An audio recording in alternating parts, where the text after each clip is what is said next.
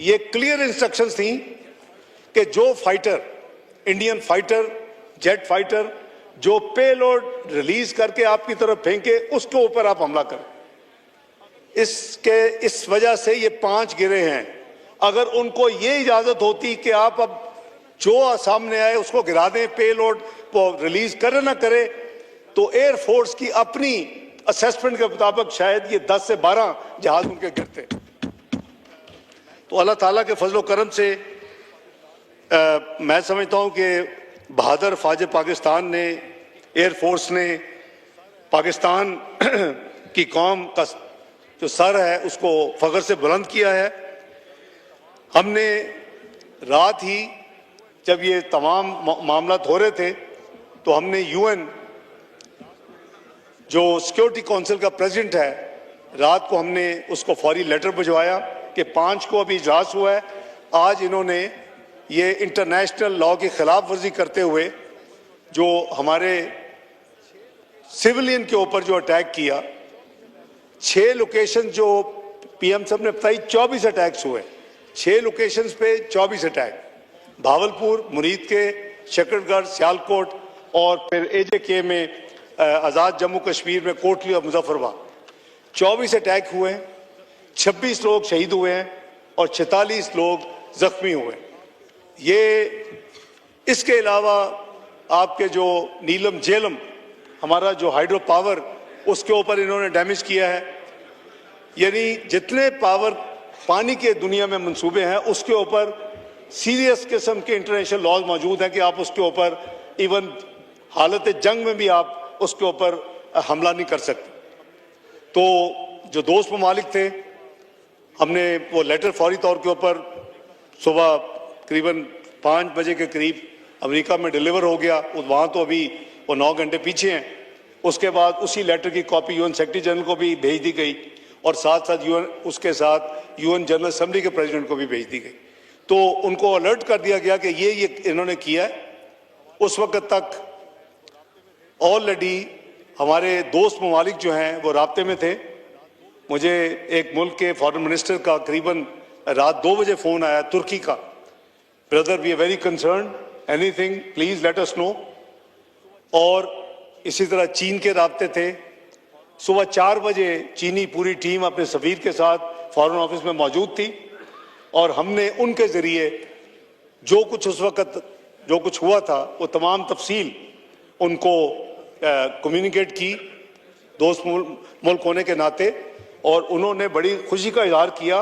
By the way, जो हमारे ये इंटरेस्टिंग चीज़ है कि जो हमारे जो जेट फाइटर थे जिन्होंने इंडियन राफेल गिराए हैं, वो फ्रेंच 3 राफेल है, एक मिराज है, एक SU-30 है। हमारे जो थे वो J-10C थे। ये तमाम चाइना के साथ कोलैबोरेशन वाले ये जेट फाइटर्स हैं। तो हमने उनको लाइटर वे में बताया कि आपके चाइना के जो बने हुए, लेकिन ये मशीन नहीं है। वो एक सोशल मीडिया में चल रहा है कि फ्रेंच ये कह रहे हैं जी हमारी मशीन तो बड़ी ज़बरदस्त है राफेल की, ये तो उनके पायलट बिल्कुल नकम्मे थे कि वो जो सही तरह लड़ नहीं सके। लेकिन इधर जो गाड़ी थी वो J-10C थी और बहादुर पायलटों ने वहाँ तो सुने कि उनके जो स्क्वाड्रन्स हैं वो मुकम्मल नहीं है। हमने देखा कि 2 आर्मी के सीनियर जर्नैल को फारग हुए इस पिछले चंद दिनों में। एक नंबर 2 जो थे एयरफोर्स के वो फारग हुए। तो उनके आपस में यानी एक पेज पे नहीं थे कि उन्होंने क्या करना है। तो ये एक पॉलिटिकल प्लॉय है और इसको हमारे नज़दीक इन्होंने कोशिश की है कि इंडस वाटर ट्रीटी को इसके ज़रिए ये हमला करें। और कोई किसी भी दुनिया में ट्रीटी में अबेंस का कोई प्रोविजन मौजूद नहीं होता। सस्पेंड हो सकता है अगर उसमें सस्पेंशन की कोई शराइत लिखी हो, तो इसमें सस्पेंशन की भी कोई प्रोविजन मौजूद नहीं है। तो हमने फिर जनाब स्पीकर कोई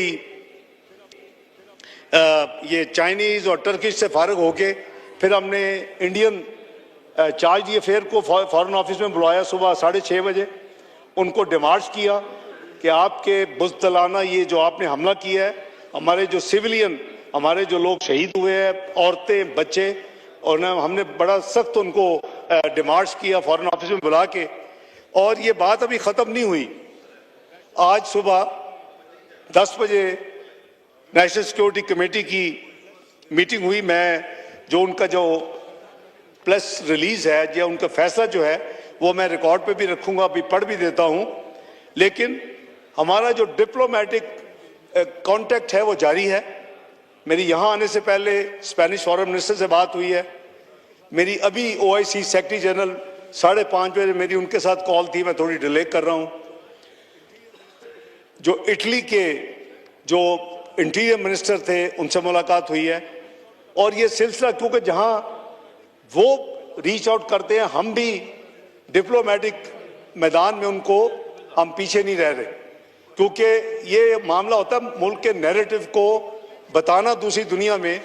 ये मैं नहीं कह रहा, ये मीडिया कह रहा है कि पुलवामा में तो शायद इंडिया का नैरेटिव बिक गया था और वो दुनिया को कन्विंस कर लिया था उसने, और उसने फिर आड़ में आर्टिकल 370 5 अगस्त 2019 को ख़त्म किया, और फिर आज़ाद कश्मीर जो हमारा है उसके मुकाबले में जो उनका इंडियन इलीगली जो ऑक्युपाइड है मकबूजा कश्मीर, उसको हड़प कर लिया और उसको डिक्लेयर कर दिया ये इंडियन यूनियन टेरिटरी का हिस्सा है।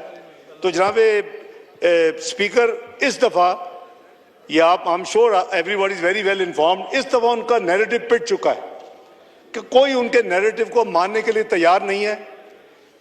मेरे आने तक तुर्की ने इंडिया के इस काम को एक्सप्रेसली डिक्लेयर करके स्टेटमेंट दी है, कंडेम किया कि ये इंडिया ने गलत काम किया, और इसके अलावा अजरबैजान ने किया है। तो ये सिलसिला अब जारी रहेगा। 6-6:30 बजे हम तमाम डिप्लोमेटिक जो कम्युनिटी इसमें मौजूद है इस्लामाबाद में, उनके सफरा हों या उनके हाई कमिश्नर्स हों या जो ममालिक के चार्ज दी अफेयर जो भी अवेलेबल, उन सबको बुला के दोबारा ब्रीफिंग दे रहे हैं, क्योंकि ये हमारा एक कलेक्टिव काम है। मैं समझता हूँ कि मैं सेनेट में जो यूनिटी दिखाई गई और उसमें तमाम जमातें PTI समेत मौजूद थी।